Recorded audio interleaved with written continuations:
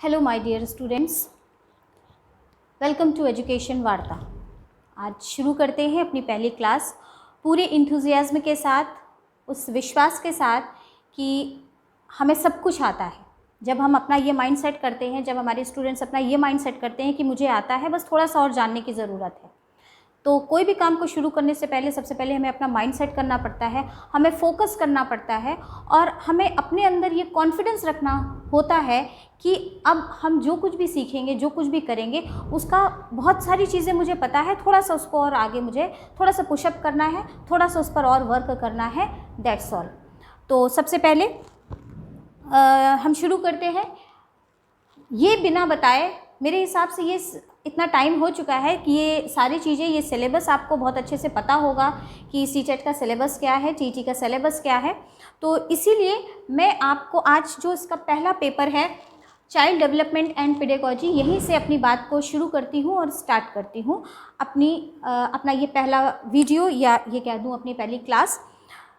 तो child development and pedagogy 30 marks का ये इसमें क्वेश्चंस आते हैं, और जिसमें पेडागॉजी के भी मार्क्स होते हैं। 15 मार्क्स पेडागॉजी के होते हैं और आपका 15 मार्क्स जो होते हैं ये आपका चाइल्ड डेवलपमेंट के होते हैं। ये मेरे हाथ में इसका सिलेबस है। और concept of inclusive education and understanding children with special needs, इसके भी आपके 5 क्वेश्चंस होते हैं। तो ये इस तरीके से करके ये 30 मार्क्स का ये जो सिलेबस है ये होता है। और मेरी कोशिश रहेगी इसको टाइम जब तक आपका एग्ज़ाम आए उसके पहले ये ना सिर्फ कंप्लीट हो जाए, बल्कि हमें एमसीक्यूज़ करने का भी प्रॉपर टाइम मिले और हम लोग उसको डिस्कस भी कर पाएँ, आपके डिफ़िकल्टीज़ को भी मैं सॉल्व कर पाऊँ। तो इसी बात को ध्यान में रखते हुए आज से मैं इसको शुरू करती हूँ। सबसे पहले हमारे सामने पहला चैप्टर है आपका child development and pedagogy. Child की जब हम बात करते हैं, बालक की बात करते हैं, बच्चे की बात करते हैं, तो आपके मन में सबसे पहले बात आती होगी बच्चे। तो हम बहुत, जो छोटा बच्चा होता है, जो इन्फेंट्स होते हैं, जब बच्चा पैदा होता है उसको भी हम बच्चा कहते हैं, और फिर वो 10, 12, 13, 14 साल तक के हो जाते हैं तब भी हम उनको बच्चा ही कहते हैं। तो हम किस बच्चे की बात कर रहे हैं, that is the main point. तो हम, चूँकि आपका ये जो कोर्स है या ये जो आपका कंपटीशन है, ये आप क्लास 1 टू आप 8th मान लीजिए, अगर हम वहाँ तक मानते हैं तो आप ये कह सकते हैं कि हम 12 साल तक के बच्चों की बात कर रहे हैं। हम जो कुछ भी यहाँ पर डिस्कस करेंगे, जो कुछ भी हम यहाँ पर आपको उनके प्रिंसिपल्स के, डेवलपमेंट के प्रिंसिपल्स के बारे में बताएंगे, उनकी स्टेजेस के बारे में बताएंगे, ये एजुकेशन किस तरीके से वो ग्रहण करते हैं उसके बारे में बताएंगे। तो आप सबसे पहले तो ये मान लीजिए कि हम पैदा होने से ले करके हम 10 से 12 साल तक के बच्चों की यहाँ पर जो कुछ भी हम लोग डिस्कस करेंगे वो इतने, उनका जो एज ग्रुप होगा वो इतना ही होगा। और उसके बाद जब हम स्टेजेस ऑफ डेवलपमेंट के आएंगे तब हम उसको आपको कैटेगरी, उसकी प्रॉपरली जो उसका स्टेजेस होता है उसको करके मैं बताऊंगी। तो चाइल्ड में तो ये हमारा हो गया। उसके बाद अगर हम डेवलपमेंट की बात करें, सबसे पहले हमें इस पर फोकस करना है ना कि हम ये क्यों पढ़े, आखिर ये टॉपिक हमारे सीटेट में ये टॉपिक क्यों है। हम इसके अलावा भी तो कुछ और पढ़ सकते थे। तो पहले इस टॉपिक को क्लियर करते हैं, फिर इस बात को भी डिस्कस करते हैं कि आखिर हम इस टॉपिक को क्यों पढ़ें। डेवलपमेंट, विकास। जब हम विकास कहते हैं तो आपके मन में विकास के साथ साथ आपके मन में वृद्धि की भी बात आती है। वृद्धि अर्थात ग्रोथ, डेवलपमेंट विकास, दोनों में अंतर है। आप सभी जो यहाँ पर मुझे इस समय देख रहे हैं और सुन रहे हैं, मैं ये मान करके चल रही हूँ, मान करके नहीं चल रही हूँ, मुझे ये विश्वास है कि आप सभी जो हैं बीटीसी के भी स्टूडेंट्स होंगे और बीएड के भी स्टूडेंट हैं, और इसमें से कुछ ऐसे भी होंगे जिन्होंने एमएड भी किया होगा। आप सभी ने ग्रोथ और डेवलपमेंट के कंसेप्ट को बहुत अच्छे से पढ़ा है और समझा है। इट डज़ंट मीन कि मैं आपको बताऊँगी नहीं, लेकिन यहाँ ये बात को कहने का मेरा अर्थ सिर्फ इतना है कि हम ग्रोथ की जब बात करते हैं, इट इंक्लूड्स जब हमारे सेल्स में डेवलपमेंट होता है, जब हमारे बॉडी के स्ट्रक्चर में डेवलपमेंट होता है, जब हमारी हाइट और वेट में बढ़ोतरी होती है, तब हम कहते हैं इसका ग्रोथ हो रही है या इसकी वृद्धि हो रही है। लेकिन जब हम डेवलपमेंट की बात करते हैं तो डेवलपमेंट हमेशा मुझे दिखाई नहीं देता। डेवलपमेंट मानसिक भी होता है, डेवलपमेंट संवेगात्मक भी होता है, सामाजिक भी होता है और क्रियात्मक भी होता है। तो डेवलपमेंट के भी बहुत सारे एरियाज़ हैं, इस पर भी अभी हम लोग आगे चर्चा करेंगे, डिस्कस करेंगे। तो ये हुई डेवलपमेंट की बात। सिर्फ मैं आपको बहुत शॉर्ट में थोड़ा सा इंट्रोडक्शन दे रही हूँ। उसके बाद है आपका पेडागॉजी। पेडागॉजी शिक्षण शास्त्र या शिक्षा शास्त्र। जब हम किसी भी विषय को पढ़ाने की बात करते हैं, एक सिस्टमैटिक वे में जब हम उसको पढ़ाने की बात करते हैं, एक तरह से, एक तरीके से जब हम एक मेथड के साथ में किसी विषय को पढ़ाना सीखते हैं या सिखाते हैं, तब हम लोग कहते हैं we are discussing about pedagogy, या शिक्षण शास्त्र के बारे में हम अध्ययन कर रहे हैं या जान रहे हैं। तो ये है आपका पेडागॉजी। इसके बारे में भी हम लोग और डिटेल में अभी बात करेंगे। तो सबसे पहले डेवलपमेंट, पेडागॉजी और चाइल्ड, इन तीनों का एक छोटा सा कंसेप्ट अभी हम लोगों ने जाना। अब बात करते हैं कि हम इसका ही अध्ययन अपने सिलेबस में क्यों करें। बहुत सारे लोगों के पास, आप लोगों में से ये उत्तर होगा भी, क्यों करें इसका अध्ययन?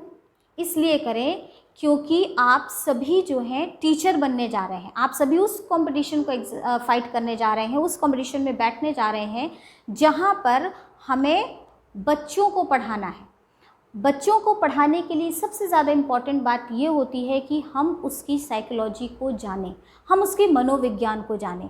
जब हम किसी व्यक्ति को पढ़ाते हैं बिना उसके मनोविज्ञान को जाने, बिना उसकी आदतों को जाने, बिना उसकी इस एबिलिटी को जाने कि उसकी ग्रैस्पिंग पावर कितनी है, उसके अंदर अंडरस्टैंडिंग लेवल क्या है, उसके अंदर लर्निंग एबिलिटी कितनी है, तो हम, हो सकता है हमारी स्पीड बहुत ज़्यादा हो या बहुत कम हो।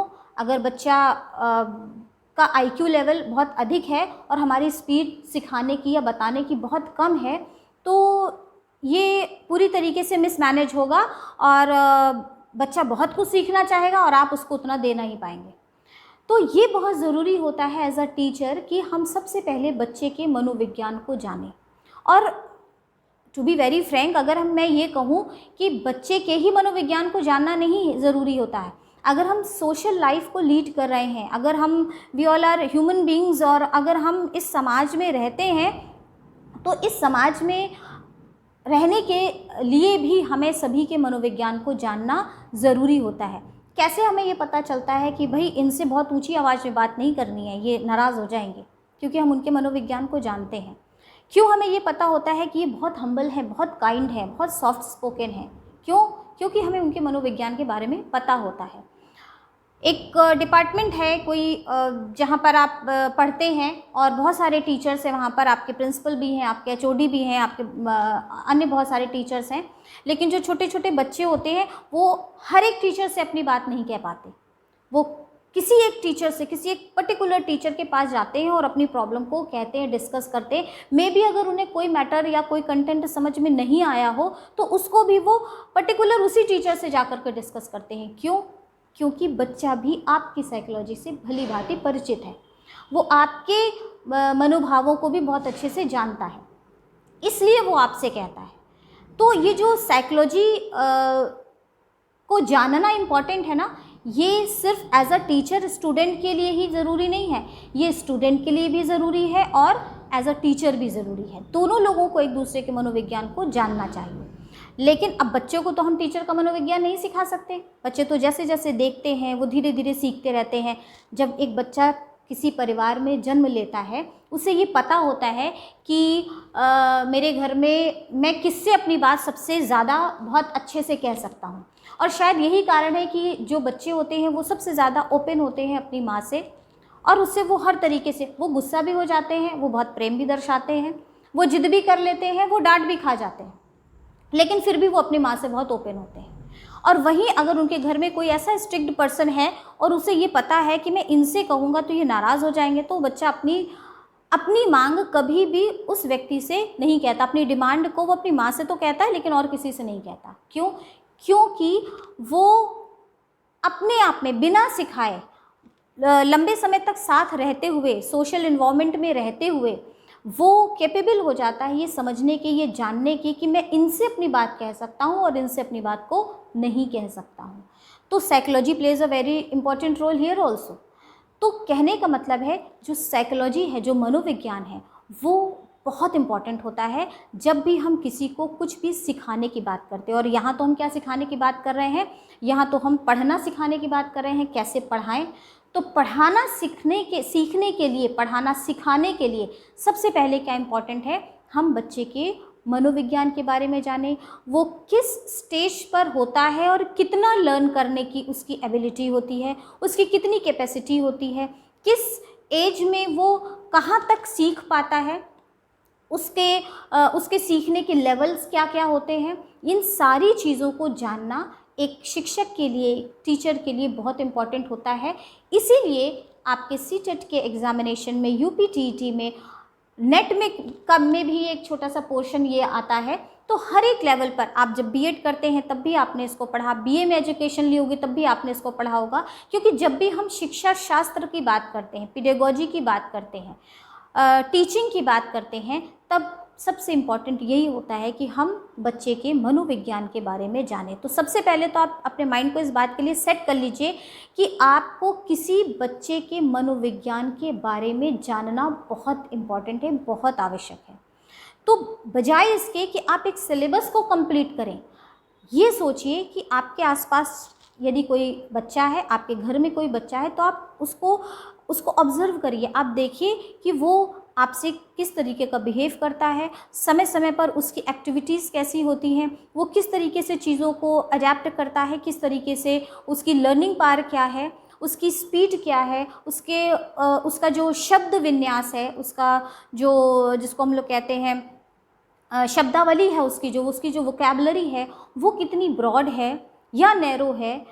लड़कियों में अधिक ब्रॉड होती है बजाय लड़कों के। तो ये जो सारी चीज़ें हैं, ये जैसे जैसे आप ऑब्जर्वेशन आपकी बहुत तगड़ी होगी, बहुत अच्छी होगी, बहुत मैच्योर होगी और ओपन होगी, वो किसी से बाइज्ड नहीं होगी, तब you can understand very well what I am saying here today. तो सबसे पहले हम लोग इसी डेवलपमेंट की बात करते हैं।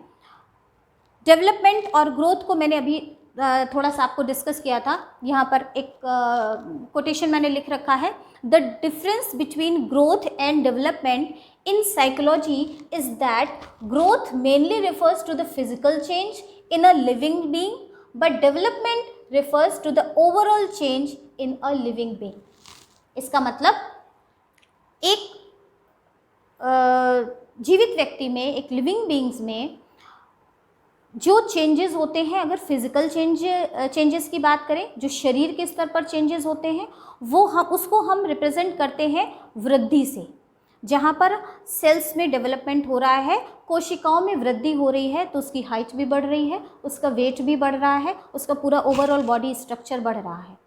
डेवलपमेंट की बात करते हैं तो डेवलपमेंट में ये सारी जो चीज़ें हैं, कई बार ऐसा भी होता है इसको हम मेज़र ना कर पाएँ, क्योंकि हम बहुत सारी चीज़ों में डेवलपमेंट को हमेशा मेज़र नहीं कर सकते, या ये कहें कि जब हम किसी स्पेशल स्केल या किसी टूल्स की सहायता लेते हैं तभी हम कुछ चीज़ों को लगभग मेज़र कर पाते हैं। 100% मेज़रमेंट तब भी हम नहीं कर पाते हैं। तो यहाँ पर ये आपको बताया गया है कि ग्रोथ जो है रेफ़र करता है फिज़िकल चेंजेस में, और जो डेवलपमेंट है वो ओवरऑल चेंजेस में। इसमें फिज़िकल भी इंक्लूड होता है। अब इंक्लूड इस तरीके से होता है, अब इसमें भी अपवाद होते हैं। देखिए, कई बार ऐसा भी होता है कि वृद्धि किसी बच्चे की बहुत अच्छी होती है, डेवलपमेंट शरीर से वृद्धि बहुत अच्छी होती है और उसकी एज बढ़ रही है, वो बच्चा 10 साल का हो गया, 12 साल का हो गया, लेकिन उसका जो मेंटल डेवलपमेंट है वो उतना अच्छा नहीं हुआ या पूरी तरीके से उतना बेहतर नहीं हुआ जितना अन्य सामान्य बच्चों का होता है। ऐसे ही बच्चों को हम लोग कह देते हैं, कई बार जब उनका टेस्ट कराया जाता है या साइकोलॉजिकल वे में जब हम यहाँ तक पहुँच पाते हैं तो हम लोग उनको कहते हैं ये स्लो लर्नर है, या ये धीरे से सीखता है, या ये मेंटली रिटार्डेड है। अगर अधिक समस्या है तो हम लोग कहते थे ये मेंटली रिटार्डेड है। तो ग्रोथ पूरी है बॉडी की, एज के अकॉर्डिंग उसकी ग्रोथ पूरी है, उसका हाइट, उसका वेट, उसकी पर्सनालिटी, उसका body structure, everything is going on well. मतलब आप ये नहीं कह सकते उसको देखने से कि इसका डेवलपमेंट पूरा नहीं हुआ है। ग्रोथ पूरी है बट डेवलपमेंट पूरा नहीं है, ये आप देखने से नहीं कह सकते। जब आपने बात किया तब आपको कुछ ऐसा समझ में आया कि अरे ये तो बातों को नहीं समझ रहा है, तब आपको समझ में आया कि अच्छा इसका डेवलपमेंट नहीं हुआ है। आप बात को समझ रहे होंगे मेरे ख्याल से। उसी तरीके से जब हम डेवलपमेंट की बात करते हैं, विकास की बात करते हैं, ये अपने आप में बहुत जैसा नाम है विकास, तो इसका एरिया भी जो है वो बहुत ब्रॉड है। तो जब हम विकास की बात करते हैं, it includes physical development, emotional development, social development, functional development and so many others also. तो जब हम इसकी बात करते हैं तब उसमें बहुत सारी ऐसी भी चीज़ें आती हैं। देखा होगा हमने, देखिए मुझे अभी इस समय एक उदाहरण याद आ रहा है कौटिल्य का। मैं उस कौटिल्य की बात नहीं कर रही हूँ, मैं उस बच्चे कौटिल्य की बात कर रही हूँ जिसको आप सभी ने यूट्यूब पर या सोशल मीडिया पर देखा होगा।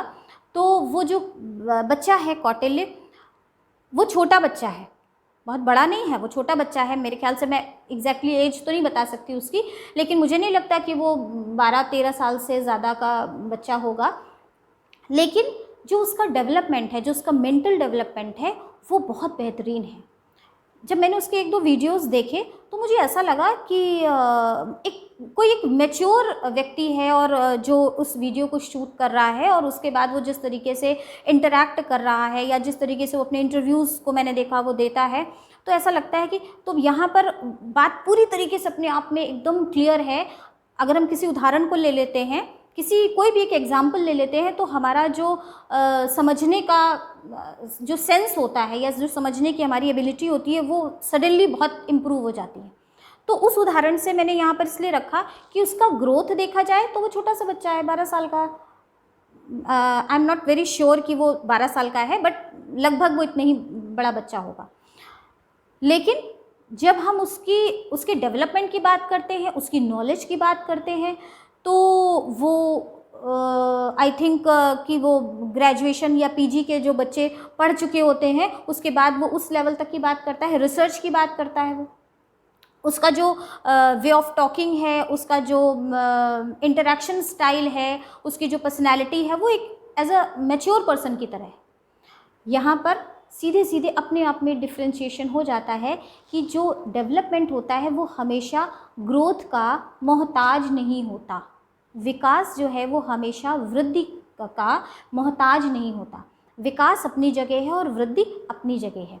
सामान्य तौर पे जब किसी व्यक्ति की वृद्धि हो रही होती है, एक बच्चा जब बढ़ रहा होता है, जब उसमें वृद्धि हो रही होती है, तो उसमें डेवलपमेंट या विकास सामान्य रूप से इंक्लूड होता है। भाई अगर 7 साल का बच्चा है, 8 साल का बच्चा है, तो हमें पता होता है इसको ये चीज़ें आती होंगी। एक बहुत छोटा बच्चा है, मान लीजिए एक 8 महीने का बच्चा है, शैशवावस्था में है, ठीक, एक बच्चा जो 8 महीने का है, तो ये अंडरस्टूड है कि वो क्रॉल करता होगा, क्रॉलिंग करता होगा, माने वो घुटनों के बल चलता होगा। उसी तरीके से अगर वो लगभग 1 साल का हो गया तो ये भी एक अंडरस्टूड बात है कि वो चल सकता है, दौड़ नहीं सकता लेकिन वो ठीक तरह से चल पाता है। कुछ बच्चे 9-10 महीने में चलने लगते हैं, कुछ साल भर में चलने लगते हैं। ये एक सामान्य व्यवस्था है। अब अगर इसी सामान्य व्यवस्था में कुछ मिसमैनेज होता है या कुछ ऐसा होता है कि जो नॉर्मल नहीं होता वही एबनॉर्मल की कैटेगरी में आ जाता है और वो हमारे अध्ययन का विषय बन जाता है, वो साइकोलॉजी का सब्जेक्ट बन जाता है। तो it's all about development and growth. अब इसको अगर हम जिसको कह सकते हैं कि हम अगर इसको क्लासिफाइड करके देखें या इसको हम इन दोनों का हम अंतर देखें, तो इसको भी हम लोग एक क्लासिफिकेशन से समझेंगे, जहाँ पर हम it is easy to describe with the help of this classification. इधर ग्रोथ है और इधर डेवलपमेंट है। अब ग्रोथ जब होती है तो नंबर 1 मैंने लिखा हुआ है इसमें क्वांटिटेटिव मीन्स परिमाणात्मक, जब हम उसको माप सकते हैं, जब हम उसको मेज़र कर सकते हैं। अब किसी की हाइट बढ़ रही है, वेट बढ़ रहा है, उसका बॉडी स्ट्रक्चर बढ़ रहा है, उसके शरीर की जो माप है वो बढ़ रही है, तो इट मीन्स कि हम उसको ईजी वे में मेज़र कर सकते हैं। तो ये हो गया आपका क्वांटिटेटिव। और इधर आया आपका डेवलपमेंट क्वालिटेटिव, गुणात्मक वृद्धि। अब गुणात्मक स्तर पे जब हम कुछ कहते हैं कि ये चीज़ बढ़ रही है, तो गुणात्मक रूप में क्या चीज़ उसकी बढ़ रही है, उसकी बौद्धिक क्षमताएं बढ़ रही हैं, उसकी सीखने की क्षमता बढ़ रही है, उसकी लर्निंग एबिलिटी बढ़ रही है, और इसी तरीके से ऐसी बहुत सारी चीज़ें, उसकी क्रियाशीलता बढ़ रही है, उसके सोचने का ढंग जो है और चेंज हो रहा है और वो ब्रॉड हो रहा है। तो ये क्वालिटेटिव हो गया और ये हो गया क्वांटिटेटिव। सेकेंड पॉइंट है certain time in different humans and animals. एक निश्चित समय होता है ग्रोथ का। हम लाइफ लॉन्ग ग्रोथ नहीं होती रहती, हमारी हो या आपके एनिमल्स की हो या किसी भी चीज़ की, जब जो ऐसी कोई वृद्धि जो हमें दिखाई दे रही है तो वो हमेशा नहीं होती रहती, उसका एक टाइम सेट होता है और उसके बाद वो वृद्धि उसी जगह पर ख़त्म हो जाती है। लेकिन जस्ट अपोजिट होता है हमारे डेवलपमेंट में, इसमें नेवर स्टॉप, ये कभी नहीं रुकती। जो हमारा डेवलपमेंट है इसके लिए कहा जाता है it will be never stop, ये कभी नहीं रुकेगा। Life long process that goes on till death, ये ऐसा प्रोसेस है, ये ऐसी प्रक्रिया है। इसीलिए विकास को हम क्रिया नहीं, विकास के लिए हम शब्द प्रयोग करते हैं प्रक्रिया। विकास ऐसी प्रक्रिया है, प्रक्रिया का तात्पर्य ये लगातार चलने वाली जो क्रिया होती है, इस वजह से हम इसको बोलते हैं प्रक्रिया। तो ये लगातार चलता है, इसलिए इसमें कहा गया कि टिल डेथ, हमारी मृत्यु पर्यंत तक हमारा विकास जो है वो होता रहता है। अब आपने देखा होगा ऐसे बहुत सारे लोग हैं। एक और उदाहरण आपको देती हूँ। 85 ईयर्स की एक महिला जिसने अभी गाड़ी चलाना सीखा। अब वो 85 ईयर की जो लेडी है जिसने अभी गाड़ी चलाना सीखा, तो वो उसकी ग्रोथ नहीं है, वो उसका डेवलपमेंट है, जहाँ पर उसकी सीखने के इतनी उसकी क्षमता, उसकी इतनी इच्छा, उसका इतना मनोबल बढ़िया रहा, जहाँ पर उसने 85 साल की उम्र में भी ड्राइविंग सीखी। तो ये आपका डेवलपमेंट में आ गया। थर्ड आपका पॉइंट आ गया cellular change by the increase of cells in an organism. हमारे बॉडी में जितने भी ऑर्गेनिज्म हैं, जो भी ऑर्गन्स हैं हमारी बॉडी में, वो उन सभी में कुछ ना कुछ मांसपेशियों में बदलाव आता है, उनमें बढ़ोतरी होती रहती है और उनमें वृद्धि होती रहती है, इसलिए ये भी ग्रोथ के अंदर आता है। नो सेल्यूलर चेंजेस, इसमें डेवलपमेंट में इस प्रकार के कोई भी चेंजेस देखने को नहीं मिलते हैं। फोर्थ पॉइंट है growth leads to development but that does not occur always. Growth के लिए डेवलपमेंट होना ज़रूरी होता है, यानी दोनों एक दूसरे के थोड़े बहुत पूरक तो हैं। ग्रोथ लीड्स टू डेवलपमेंट, लेकिन हमेशा ही ऐसा हो ऐसा ज़रूरी नहीं होता। फिर it can occur without the need for growth. Development बिना ग्रोथ के हो सकता है, लेकिन जब ग्रोथ होगी तो डेवलपमेंट भी होगा। अब कहने का मतलब क्या है, it can occur without the need for growth. अब जब ग्रोथ हो रही है, डेवलपमेंट हो रहा है, इट मीन्स ये एक नॉर्मल प्रोसेस है। लेकिन कभी कभी ऐसा भी होता है कि ग्रोथ हो जाती है लेकिन डेवलपमेंट नहीं होता, वृद्धि हो गई लेकिन विकास नहीं हुआ। तो हमेशा ऐसा नहीं होता, ये चेंज हो सकता है। तो इसीलिए यहाँ पर ग्रोथ में तो डेवलपमेंट इंक्लूड होता है कि भाई बच्चा बड़ा हो रहा है, 7 साल का, 8 साल का, 10 साल का, 12 साल का, यंग हो गया, तो हम कुछ ना कुछ उसमें डेवलपमेंट होते रहते हैं। मतलब वृद्धावस्था तक भी हमारे शरीर में कुछ ना कुछ परिवर्तन होते रहते हैं और एक समय के बाद वो खत्म हो जाते हैं। लेकिन जो डेवलपमेंट है उसके लिए हमेशा ग्रोथ होना ज़रूरी नहीं है। इसके लिए मैं आपको ऑलरेडी एक उदाहरण, अभी मैंने जो बच्चे का आपको दिया था कौटिल्य का, तो वो उदाहरण मैं आपको दे चुकी हूँ। अब ये है fifth point. As a result of growth we see changes in the appearance of a living being. We do not see any visible changes as a result of development in living beings. कहने का मतलब है जब वृद्धि होती है we can see very easily, हम उसको बहुत आसानी से देख सकते हैं। शरीर की माप बढ़ रही है तो बट नेचुरल है कि हम उसे बहुत आराम से देख सकते हैं। वहीं पर डेवलपमेंट में हम उसे आसानी से देख नहीं सकते। किसी का मस्तिष्क का कितना विकास है, उसकी सोच में कितनी वृद्धि हुई है, उसकी वर्किंग जो कैपेसिटी है उसमें कितनी बढ़ोतरी हुई है, इसको हम देख नहीं सकते। तो यहाँ पर ये हो गया आपका डेवलपमेंट, जहाँ पर हम इसे देख नहीं सकते हैं, और ग्रोथ में हम इस चीज़ों को आसानी से देख सकते हैं। ये ग्रोथ और डेवलपमेंट के इस वर्गीकरण के माध्यम से इस अंतर को देखने के बाद अब एक बात तो हमारे अंदर मेरे ख्याल से आप लोगों को बहुत अच्छे से क्लियर हो गई होगी कि डेवलपमेंट और ग्रोथ अलग अलग है। वृद्धि में जहाँ पर हम शरीर के संरचना के आधार पर बढ़ने की बात करते हैं, वहीं पर डेवलपमेंट में मस्तिष्क के विकास की बात मुख्यतः होती है। अब इसके बाद हम बात करते हैं, अब हम जो भी बात करेंगे बच्चे के विकास की करेंगे, तो हम अभी मानसिक आधार पर ही करेंगे या डेवलपमेंट के आधार पर कर रहे हैं। अब क्वालिटीज़ ऑफ डेवलपमेंट, जब हम बात करते हैं क्वालिटीज़ ऑफ डेवलपमेंट की क्या क्वालिटीज़ हैं, या उसका आप कह लीजिए उसकी कौन सी विशेषताएं हैं, क्या ट्रेट्स है, उसके क्या गुण हैं, किस आधार पे हम कहते हैं कि ये डेवलपमेंट हो रहा है। तो उसमें नंबर 1, अगर आप लोग नोट करना चाहें तो आप लोग नोट भी कर सकते हैं। तो नंबर 1 मेरे हिसाब से ये भी होता है कि जब आप किसी टीचर को सुन रहे हैं और पढ़ रहे हैं, अगर मैंने आपको सारा चीज़ें बहुत ईजी वे में आपको दे दिया, अवेलेबल करा दी, तो जो आपका वर्किंग एरिया है वो कहीं ना कहीं कुछ कम होता है। तो चूंकि आपको भी उतना ही एक्टिव रहना है तो आप सुनते जाइए और नोट्स भी लेते जाइए, जस्ट लाइक अ क्लास। तो जीवन पर्यंत चलने वाली प्रक्रिया है, जो हमारी डेवलपमेंट है वो जीवन पर्यंत चलने वाली प्रक्रिया है, ये भी हम लोग ने देखा। और कब से कब तक, ये किस तरह से आप इसको अगर डिफाइन करना चाहे, इसके लिए हम लोग कहते हैं लाइफ लॉन्ग प्रोसेस है, जो शुरू होती है माँ के गर्भ से और ख़त्म होती है हमारी मृत्यु तक। तब तक हमारा डेवलपमेंट चलता रहता है, क्योंकि हम कुछ ना कुछ सीखते रहते हैं, कुछ ना कुछ जानते रहते हैं, कुछ नया करने की कोशिश करते रहते हैं, तो ये हमारा डेवलपमेंट है। उसी के बाद नेक्स्ट पॉइंट हमारा systematic, regular and progressive development. जब भी हम डेवलपमेंट की बात करेंगे तो डेवलपमेंट की बात के अंदर 3 चीज़ें मुख्यतः होंगी। सिस्टमैटिक डेवलपमेंट हमेशा एक सिस्टम के साथ होगा।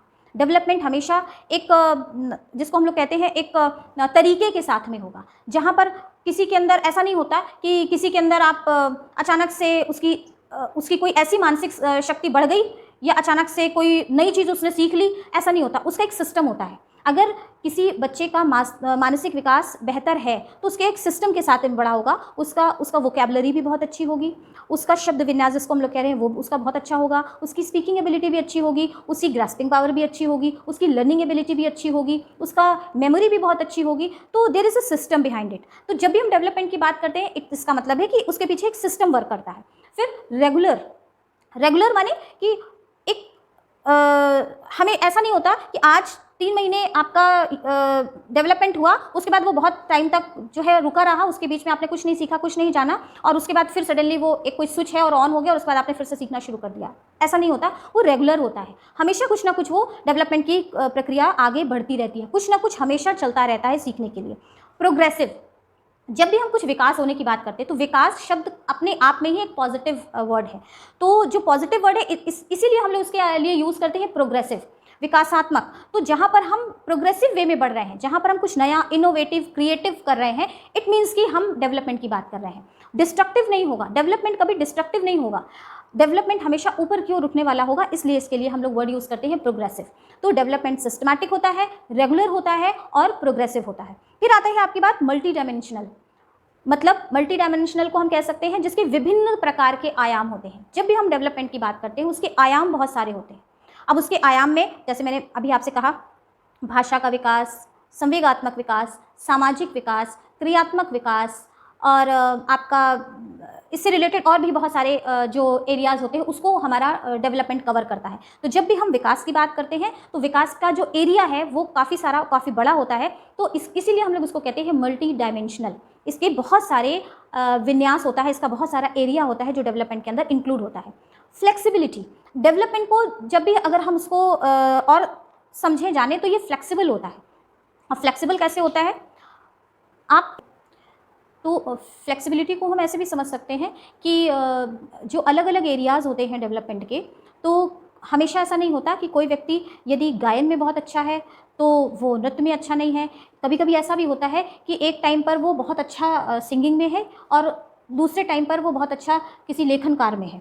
तो कहने का मतलब है कि ये फ्लेक्सिबल होता है। कभी हमारी कोई विकास का कोई जो एरिया है वो ज़्यादा हो सकता है और कभी कोई एरिया कम हो सकता है। और इसको आप ऐसे भी समझ सकते हैं, उदाहरण के माध्यम से आप इसको बहुत आसानी से समझ सकते हैं कि आपने ऐसा बहुत बार देखा होगा, कभी कभी कोई व्यक्ति कोई किसी एक क्षेत्र में बहुत आगे जा रहा है, मान लीजिए वो लिखता है, वो बहुत अच्छा लिखता है और वो लिख रहा है, फिर सडनली कुछ ऐसा हो जाता है कि वो उसने लिखना बंद कर दिया और उसको ये भी नहीं पता होता उसने लिखना क्यों बंद कर दिया, लेकिन उसने लिखना सडनली बंद कर दिया।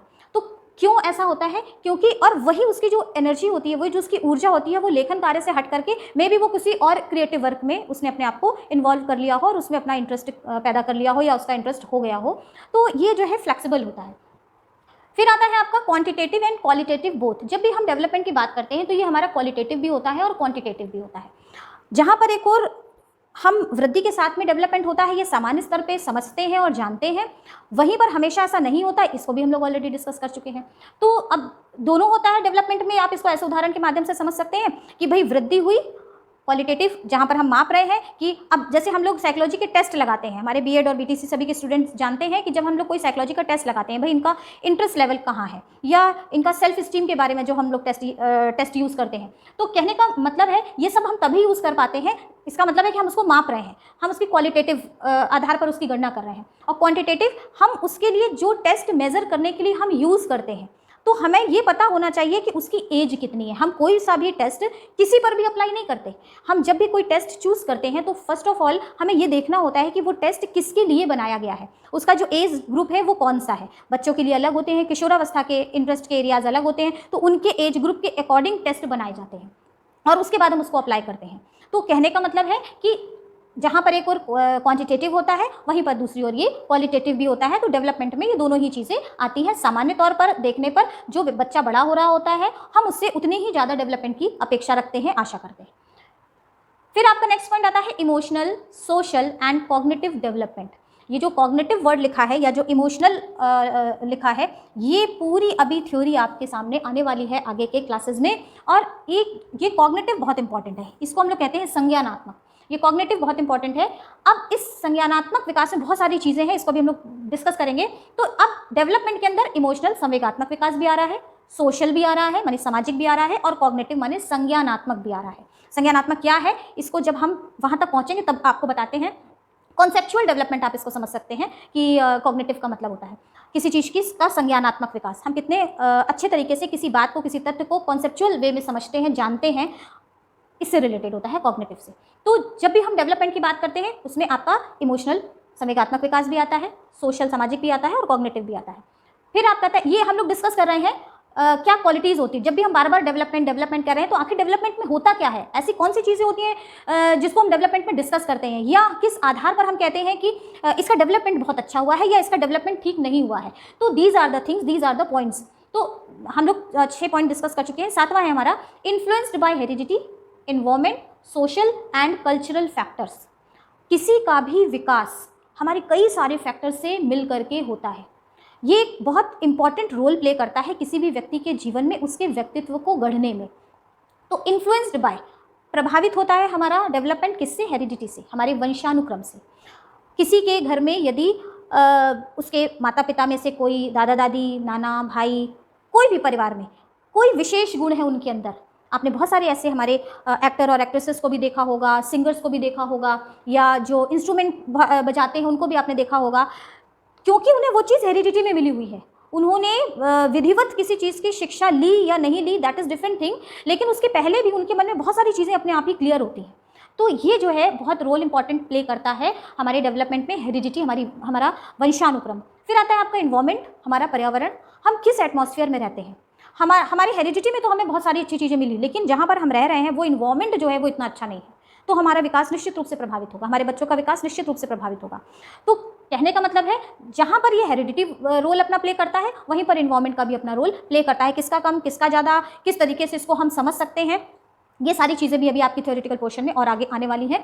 सोशल, सामाजिक हमारे आसपास का हम इस समय हम किस प्रकार के सामाजिक परिवेश में रह रहे हैं। अभी ये जो कोरोना टाइम बीता, आपको ऐसा लगता है कि जो वयस्क हैं, जो एडल्ट्स हैं या जो यंग हैं, उनके लिए बहुत सामान्य तो नहीं कहूँगी, लेकिन हाँ समस्या तो थी, लेकिन उन्होंने अपना एडजस्ट कर लिया। भाई मास्क लगा रहे हैं और चीज़ों को देख रहे हैं, समझ रहे हैं, उस पर डिस्कशन कर रहे हैं, पढ़ रहे हैं, अपने आप को बचा रहे हैं, लोगों को एडवाइस कर रहे हैं। तो ठीक है, आप उस एक जो डिफ़िकल्ट फेज़ था लाइफ का उसको आपने निकाल लिया। But let's think about children. जो बच्चे हैं उनके मन पे, उनके कोमल मन पे इसका क्या प्रभाव पड़ा, उन्होंने क्या सीखा, उन्होंने कैसे इस चीज़ को, जो लोगों का नज़रिया था, या उन्होंने इस बीच में जो ऐसी भी कुछ चीज़ें हुई जो मानवता को शर्मसार कर रही थी। तो बहुत सारे हम और आप सभी न्यूज़पेपर्स भी पढ़ते हैं, टेलीविज़न भी देखते हैं, तो ऐसी भी बहुत सारी, जहाँ पर एक और देवता जैसे लोग भी दिखे, वहाँ पर एक दूसरी ओर दानव जैसे लोग भी दिखे। लेकिन इस पूरी जो सामाजिक वातावरण में जो चेंजेस आए, जो लोगों की सोच में बदलाव आया, जहाँ पर लोगों के व्यवहार परिवर्तन हुए, लोगों ने एक दूसरे के घर आना जाना कम किया। किसी के घर में किसी की डेथ हो गई है, लेकिन उसके बाद भी भाई वो इसलिए नहीं गए क्योंकि मैं उससे प्रभावित ना हो जाऊँ। तो ये सर्कमस्टेंसेस थे। लेकिन ये जितना आसान है कहना, बच्चों के लिए ये सारी चीज़ों को समझना बहुत कठिन, बहुत मुश्किल। तो ये बहुत इंपॉर्टेंट रोल प्ले करता है हमारे डेवलपमेंट पर।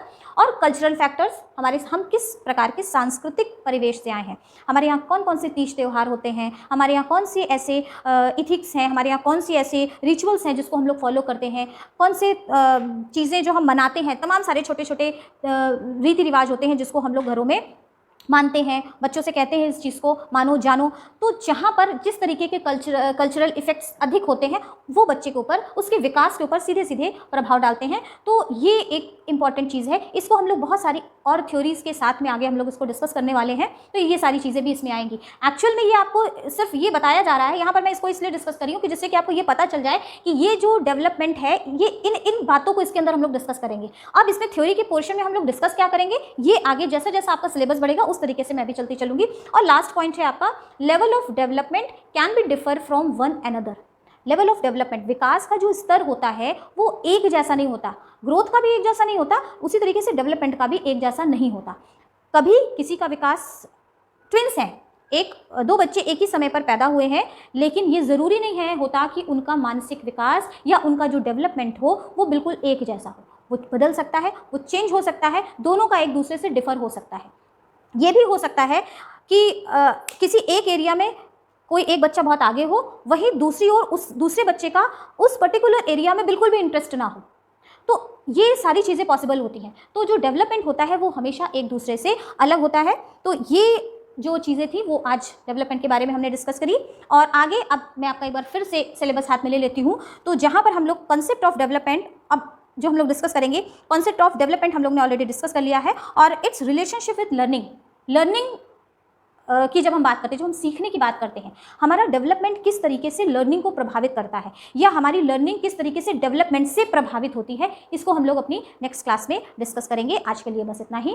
Bye bye, take care.